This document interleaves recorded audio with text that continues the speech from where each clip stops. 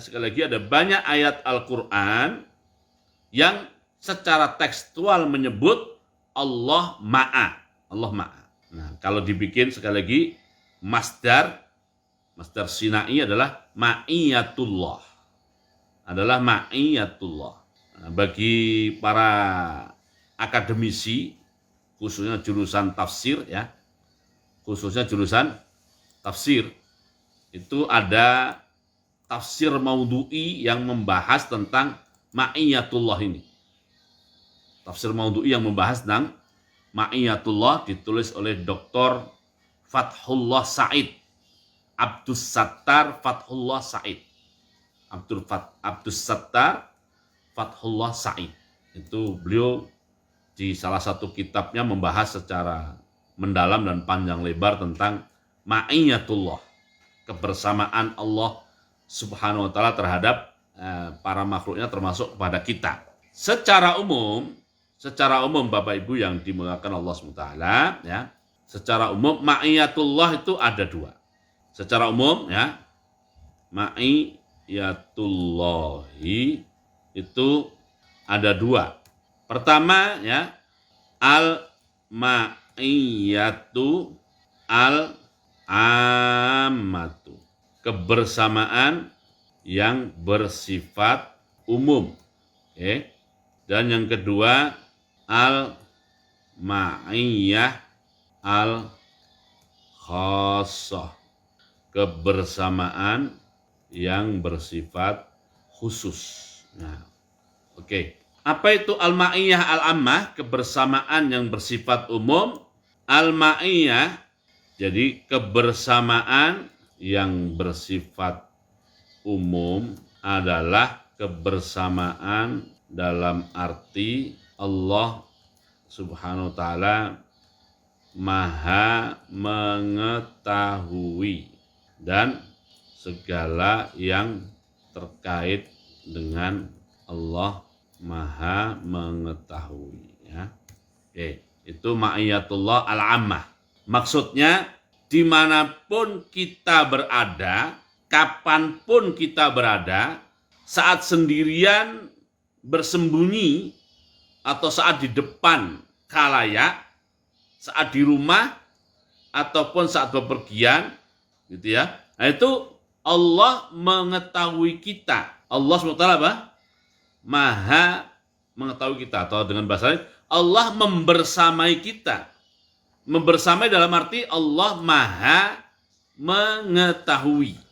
Allah Maha mengetahui. Nah, itu ada banyak ayat yang bisa menjelaskan tentang ma'iyatullah al-ammah ini. Di antaranya adalah, silakan Bapak Ibu buka ya, di surat Al-Mujadilah, surat Al-Mujadilah ayat 7. Itu yang menjelaskan tentang al-ma'iyah al-ammah ini, bahwa itu adalah ma'iyatu ilmin. Allah berfirman di Al-Mujadilah ayat 7, Al-Qur'annya itu halaman 543 ya. A'udzubillahi minasyaitonirrajim. Alam taro annallaha ya'lamu ma fis samawati wa ma fil ardi. Ma yakunu min najwa thalathatin illa huwa rabi'uhum wala khamsatin illa huwa sadisuhum wala adna min dzalika wala aktsara. Nah, perhatikan, illa huwa ma'ahum aina ma kanu summa yunabbi'uhum bima amilu yaumal qiyamati innallaha bikulli syai'in alim. Innallaha bikulli syai'in alim ya. Bapak Ibu tolong perhatikan ayat ini ya. Saya akan menjelaskan yang namanya ma'iyah ammah ini. Jadi di bagian ayat ini ada kalimat illa huwa ma'ahum. Illa huwa ma'ahum, yang diterjemah resmi ya dari Kementerian Agama adalah ya, melainkan dia Allah pasti ada bersama mereka. Ini ada kalimat bersama di sini. Pasti ada bersama mereka dimanapun mereka berada. Dimanapun mereka berada. Jadi di ayat ini Ada kalimat Allah bersama mereka dimanapun mereka berada. Tapi perhatikan, bersama di sini apakah bersama secara fisik? Nah, ini bersama dalam arti bersama ilmin, ma'iyatu ilmin. Nah, silakan diperhatikan di awal ayatnya. Di awal ayatnya Allah berfirman, alam taro annallaha ya'lamu. Annallaha apa? Ya'lamu. Nah, itu ya'lamu berarti ilmu. Kata dasar ya'lamu itu ilmu. Dan juga di penutup ayatnya, Allah berfirman, innallaha bikulli syai'in alimun. Innallaha bikulli syai'in alimun. Nah, yang sekali lagi dalam konteks apa yang ditulis oleh Imam Ghazali di sini adalah, walaupun beliau menggunakan bahasa sahibaka, ya kan? Sahibaka, tapi maksudnya adalah bahwa Allah SWT selalu membersamaimu, selalu membersamai kita, selalu membersamai hamba-hambanya, selalu membersamai hamba-hambanya. Sehingga tidak ada sesuatu pun yang luput dari pengetahuan Allah SWT, karena Allah selalu bersama kita. Tidak ada yang luput. Bahkan yang Allah ketahui sampai sejauh mana terhadap kita ini, sampai sejauh mana. Nah, di banyak ayat lain ada penjelasan tentang alimun bidzatis sudur. Alimun apa? Bidzatis sudur. Ini kalau diterjemahkan dengan bahasa bebas gitu ya. Jadi sesuatu yang tersembunyi di relung hati yang paling dalam, meskipun yang berada di relung hati paling dalam itu sekecil apapun, Allah mengetahuinya. Allah mengetahuinya. Alimun bidzatis sudur. Bidzatis sudur, ya. Apa yang tersembunyi dalam hati, ya? Itu bukan sifatnya benda. Adalah sifatnya sesuatu yang bahkan lebih kecil dari terbersit. Lebih kecil dari terbersit, Allah tahu. Allah Maha mengetahui. Nah, itulah makna apa? Allah selalu membersamai kita. Allah selalu membersamai kita. Oke. Dan konsekuensinya, oke ya. Ya karena Allah tahu, misalnya kita perlu rizki, ya, momennya Allah tahu. Allah Subhanahu wa taala. Oke. Nah, yang ditulis oleh Imam Ghazali di sini, ya. Ditulis oleh Imam Ghazali rahimahullah di sini adalah termasuk bagaimana suara hati kita, bahkan belum menjadi suara, apa yang terbersit, bahkan lebih kecil dari terbersit di dalam hati kita, yang berkaitan dengan, ini kata Imam Ghazali di sini, terkait dengan huznan ala taksirika fi haqqillah, Allah juga mengetahui. Nah, ini terkait dengan Allah mengetahui ini, ya. Jadi apa yang ada itu Allah tahu, ya. Misalnya, ya, silakan Bapak Ibu buka surat Al-Baqarah. Buka surat Al-Baqarah ayat 135. A'udzubillahi minasyaitonirrajim, ya. Semoga sudah ketemu oleh Bapak Ibu, ya. A'udzubillahi minasyaitonirrajim. Wala junaha 'alaikum fi ma 'arradtum bihi min khitbatin nisa au aknantum fi anfusikum. Nah, ini au aknantum fi anfusikum. Nah, yang ingin saya jelaskan adalah au aknantum fi anfusikum. Kamu sembunyikan dalam kurung keinginanmu dalam hati. Au aknantum fi anfusikum. Oke?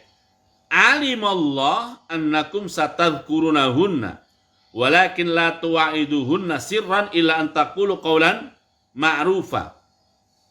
Wala ta'zimu uqdatan nikahi hatta yablughal kitabu ajalah wa'lamu. Nah, ini wa'lamu lagi. Annallaha ya'lamu ma fi anfusikum fahdharuh. Wa'lamu annallaha ghafurun halim. Ghafurun halim. Saya tidak akan jelaskan seluruhnya isi ayat ini, tapi saya akan menjelaskan dua hal saja, bahwa yang pertama, au aknantum fi anfusikum, atau kamu menyembunyikan sesuatu di dalam hatimu, ini Allah tahu. yang disembunyikan itu apa? Ini kan ayat ini bercerita tentang seorang laki-laki atau beberapa orang laki-laki, ya. Beberapa orang laki-laki, ya, yang dia punya rasa, menyimpan rasa kepada seorang perempuan, atau kalau beberapa laki-laki ya beberapa pasang perempuan gitu kan. Yang perempuan-perempuan itu kalau boleh disebut ya qadarullah, itu suaminya meninggal dunia. Ya kita bayangkan saja ya, kita bayangkan ada seorang laki-laki, dia sudah memendam rasa cukup lama gitu, dari masih muda dulu kepada seorang perempuan. Tetapi ternyata umpamanya ini ya, mohon maaf nih, umpamanya dia kalah cepat atau kalah gesit atau kalah berani dengan laki-laki lain, ya. Kalah cepat atau kalah gesit atau kalah berani atau kalah yang lainnya ya dengan laki-laki lain. Lalu perempuan itu dinikahi oleh laki-laki lain. Tapi perasaan dia mau dihilangkan tuh tidak bisa. Perasaan itu dihilangkan nggak bisa. Nah, tiba-tiba kita anggap saja begitu, kita dramatisasi ceritanya. Tiba-tiba laki-laki yang menikahi perempuan yang sudah lama dia pendam perasaannya itu meninggal laki-laki itu. Maka perempuan itu menjadi menjanda. Wah, ini seperti magma gunung ya, seperti magma gunung Merapi gitu ya, gunung berapi yang bisa meledak atau meletus itu kan. Nah, itulah perasaan yang terpendam itu terhadap perempuan itu, itulah yang dibahasakan di ayat ini dengan istilah au aknantum fi anfusikum. Allah tahu itu. Allah Subhanahu wa taala tahu itu ya. Itu yang pertama. Yang keduanya adalah masih juga di ayat yang sama ya, adalah annallaha ya'lamu ma fi anfusikum fahdharuhu. Annallaha ya'lamu ma fi anfusikum fahdharuhu. Bahwa Allah mengetahui apa yang ada dalam hatimu, maka takutlah atau waspadalah. Maka takutlah atau waspadalah. Waspada gimana? Nanti keceplosan dan sebagainya. Namanya juga sesuatunya ada dalam hati kan bisa saja keceplosan, waspada ya. Nah, kalau keceplosannya tidak melanggar syariat gak ada masalah. Paling kalau ketahuan istrinya ya istrinya yang ngamuk begitu ya kan. Ternyata memendam perasaan terhadap perempuan lain gitu kan. Tapi kalau keceplosannya melanggar syariat ya ini kan melanggar syariat seperti yang diisyaratkan di situ ya. Boleh kalau masih masa iddah itu maksimal hanya boleh ta'rid namanya. Berbicara tidak to the point. Tidak to the point. Nah, kalau sampai to the point itu ada hukum fikihnya. Hukum fikihnya dikatakan oleh para ulama ya. Man ta'ajjala bi syai'in uqiba bi hirmani. Ini kan seru nih ya. Man ta'ajjala bi syai'in uqiba bi hirmanihi ya. Siapa yang terburu-buru dengan sesuatu, maka ia dihukum untuk tidak boleh mendapatkan sesuatu itu ya.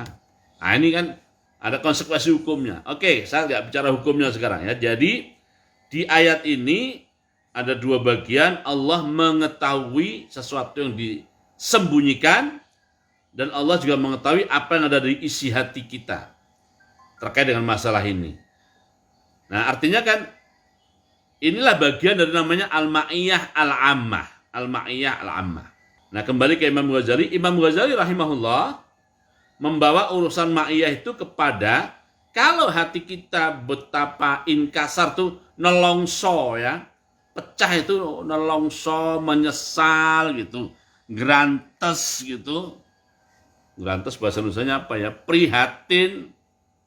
Kalau bahasa Melayunya perih hati gitu. Perih hati karena berduka atau galau. Kenapa selama ini dalam tata cara kita mengabdikan diri kepada Allah begitu lemah, begitu minim, ya, begitu kecil, begitu tidak berdaya. Kita menyesal. Tapi itu masih di hati sana. Allah tahu itu. Allah Subhanahu wa taala tahu. Itu arah sahibaka itu ke situ. Nah, kita Dalam muamalah dengan Allah itu seperti itu, Bapak Ibu ya. Dalam muamalah dengan Allah itu bahwa Allah selalu membersama kita dalam arti ma'iyah ammah, dalam arti ma'iyah ammah. Allah Maha tahu. Nah, teman yang dibawa oleh Imam Ghazali ini konteksnya konteks kita tadi. Kita konteksnya konteks inkasaro, konteks inkasaro.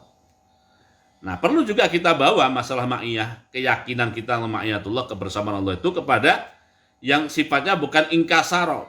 Saat kita sedang bersemangat gitu. Kita sedang bersemangat untuk mengerjakan pekerjaan-pekerjaan sebagai wujud dari pengabdian kita kepada Allah, sebagai ekspresi pengabdian kita kepada Allah, kita begitu bersemangat. Nah, tapi lagi bersemangat begitu, ya, fasilitas yang kita miliki, daya dukung yang kita miliki, gitu ya, support yang kita miliki atau effort yang kita miliki begitu minim. Ini juga huznan juga. Tapi huznan saat bersemangat untuk pengabdian pada Allah. Nah, saat situasi begitu, kita ingat Allah selalu bersama kita. Allah mengetahui isi hati kita. Nah, semoga dengan isi hati yang seperti itu, Allah minimal tidak akan halangi kita untuk mendapatkan pahala. Untuk mendapatkan pahala.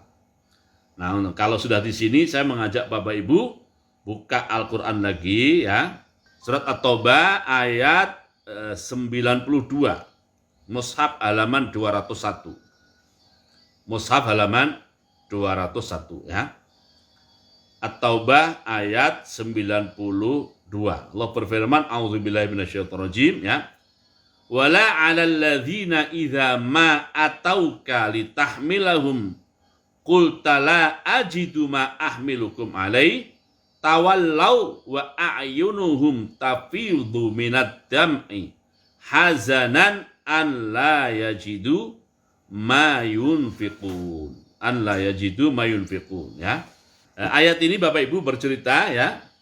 Ini Allah Maha tahu nih karena Allah membersamai kita. Ini cerita pada zaman sahabat Nabi dulu. Ayat ini bercerita atau berkisah tentang waktu terjadi perang Tabuk.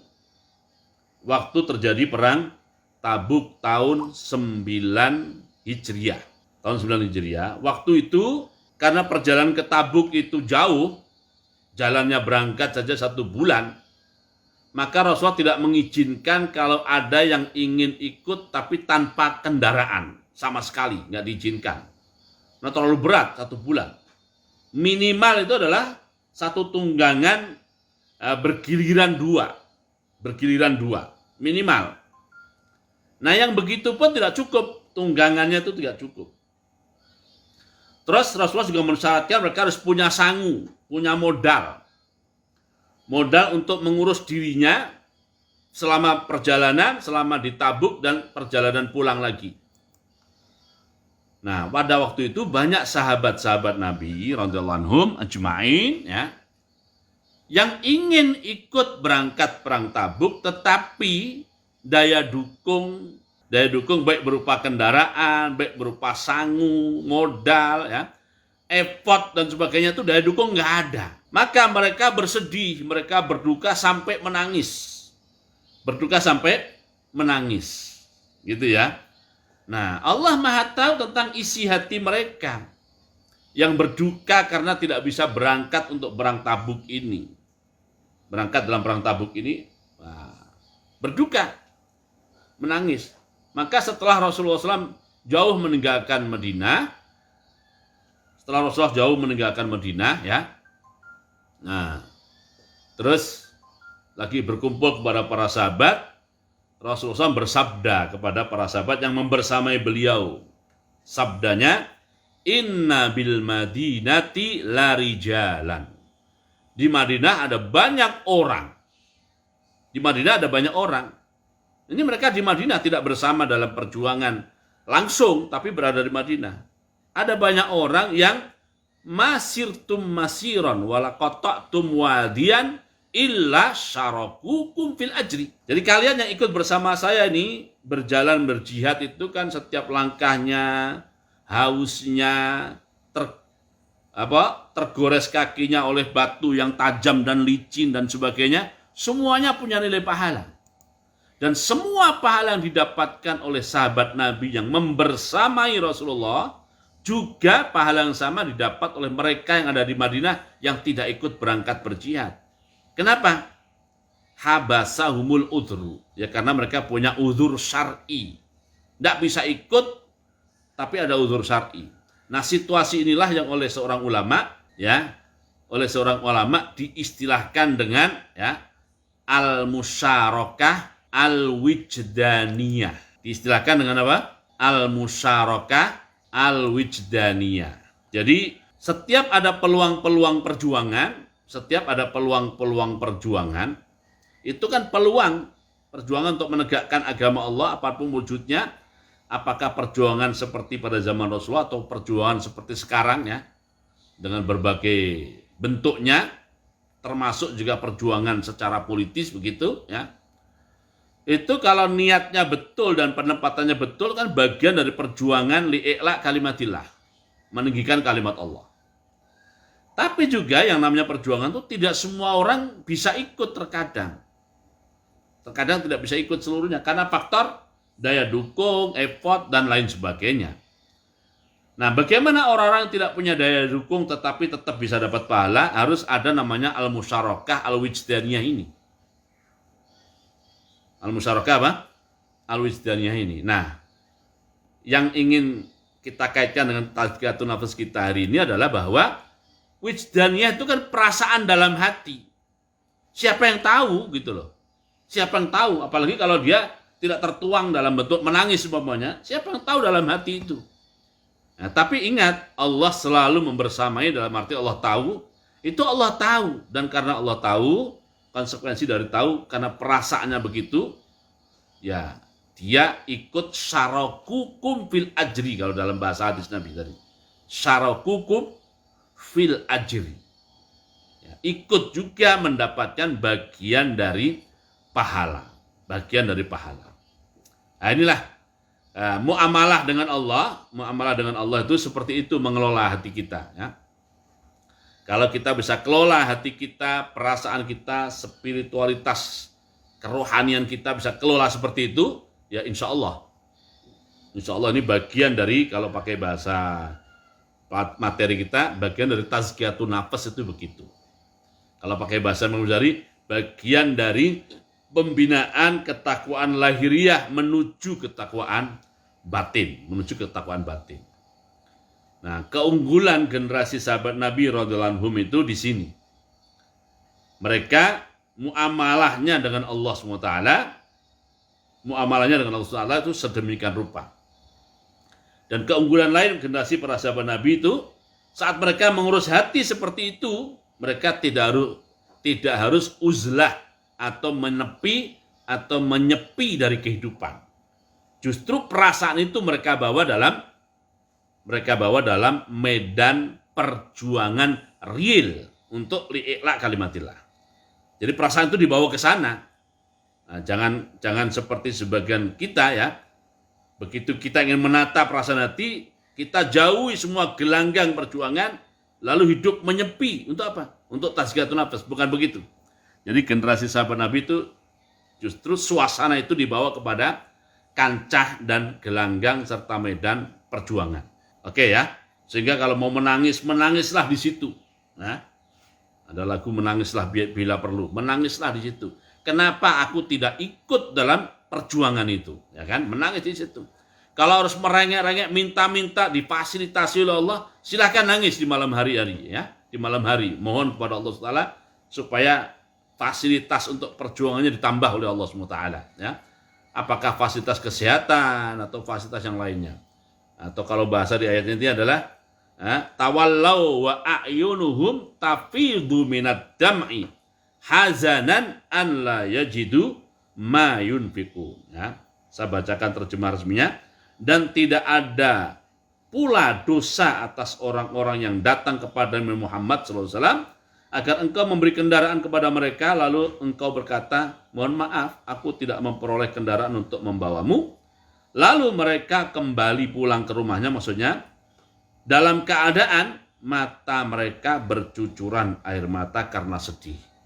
Ya kok ngenesmen gitu ya, pas ada kesempatan berjuang membersamai Rasulullah SAW untuk li'la kalimatillah, pas tidak punya apa-apa dia, pas tidak punya apa-apa. Nah inilah yang disebut namanya al-musyarakah al-wijdaniyah itu. Nah kita belajar dari generasi sahabat Nabi untuk konteks perjuangan zaman sekarang itu seperti itu ya. Jadi untuk tazkiyatun nafas dalam konteks mengelola hati dan perasaan kita dalam muamalah dengan Allah ini tidak harus meninggalkan gelanggang perjuangan untuk menepi atau untuk menyepi, untuk uzlah, tapi justru perasaan itu kita bawa ke gelanggang perjuangan. Kalau menangis di gelanggang perjuangan, kenapa fasilitas yang dia miliki itu begitu terbatas gitu. Sementara peluang dan kesempatannya sangat besar. Oke, waktunya sudah habis sampai sini ya, sehingga jazakumullah khairan, kita tutup dengan doa penutup majelis dan suratul asri.